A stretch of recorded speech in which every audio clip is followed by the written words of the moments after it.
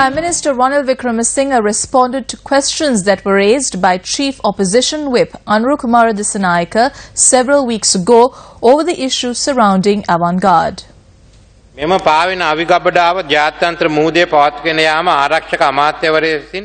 letter dated the 18th September 2012, the then Additional Secretary of the Ministry of Defence and Urban Development, DMD Jayaratne, informed the chairman of Avant-Garde that the Minister of Defence had permitted to operate the floating armoury in international waters. However, the Ministry of Defence is not in possession of the document that was given to anchor the floating armoury at the Galle harbour.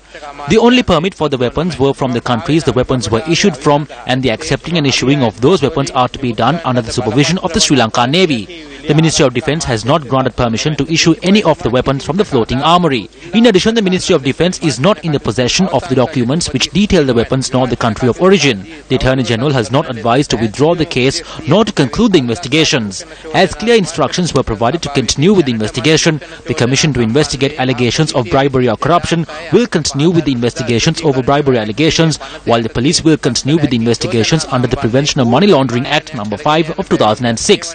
Therefore, there is no requirement for another external investigation in this regard.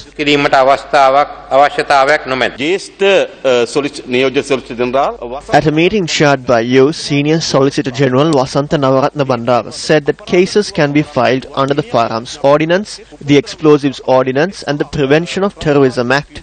I recall Minister Mangala Samaravira saying that a case not be filed under the Prevention of Terrorism Act. At the meeting chaired by you, it was said that they have political reasons.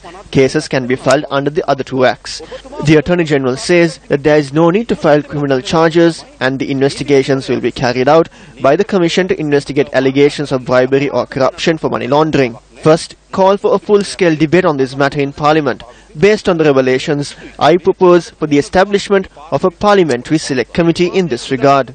As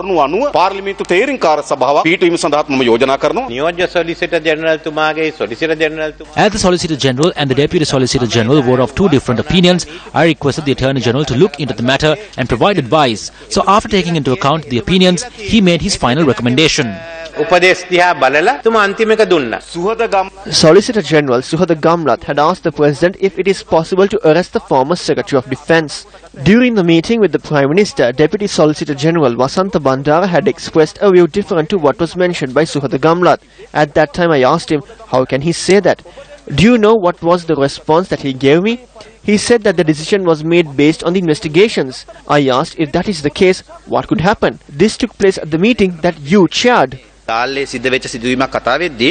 a public representative from Galle, I need to speak on two events that have taken place in Galle.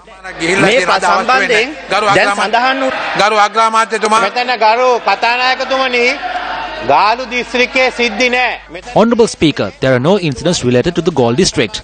This is about the government, Avant-Garde and Nigeria. Some may have taken place in Galle or even K-Galle. That does not concern me. The Solicitor General and the Deputy Solicitor General expressed different opinions before me. The Attorney General provides advice to the government. That is why he was vested with that task.